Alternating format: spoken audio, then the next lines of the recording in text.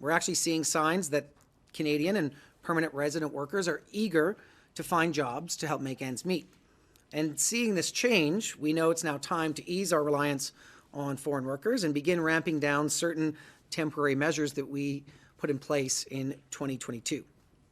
So as of May 1st, the first change that we are implementing is reducing the amount of temporary foreign workers entering Canada in certain sectors.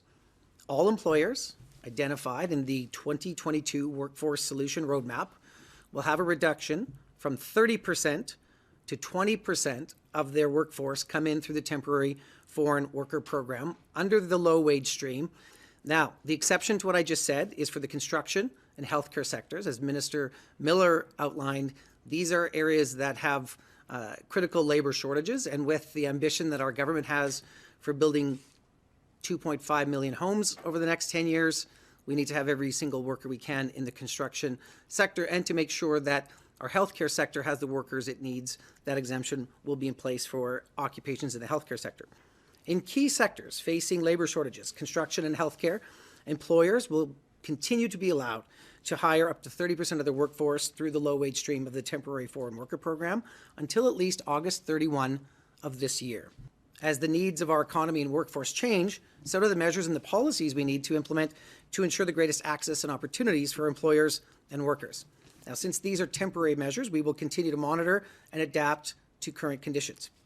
For agriculture sector employers that meet all of the labour market impact assessment requirements, their cap exemption remains unchanged. This does not affect agriculture sector employers or their workers. Other sectors experiencing seasonal demand, like in fishing and seafood, food processing and tourism, will continue to benefit from a one-time-a-year seasonal cap exemption for work duration up to 270 days, as we introduced in 2022. The second change is that as of May 1st, the time for which an LMIA is valid, that's the Labour Market Impact Assessment, will be reduced to 6 months from the current 12 months. So to be clear, employers who are participating in the recognized employer pilot are not affected by this change.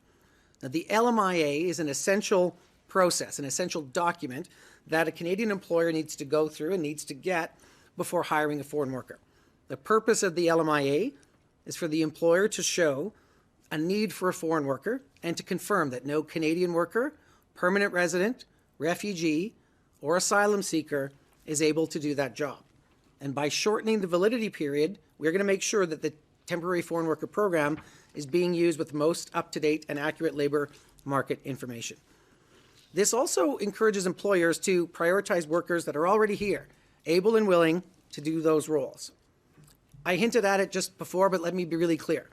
The third thing we are announcing today is that as of May 1st, we are asking employers that after they consider and offer the job to Canadian citizens, permanent residents, and refugees, that they also now prioritize recruiting asylum seekers and underrepresented groups who have a valid work permit and are ready to work as an additional step before applying for an LMIA to bring a temporary foreign worker to Canada.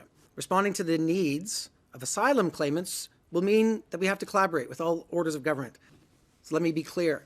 The temporary foreign worker program is a last resort. We expect businesses and business owners to exhaust every option and work to prioritize workers here in Canada before applying for temporary foreign workers. Employers should not use the temporary foreign worker program as a means to avoid offering competitive wages to Canadians. They need to innovate and invest in their workforce to make sure that Canada is productive and that our country continues to grow.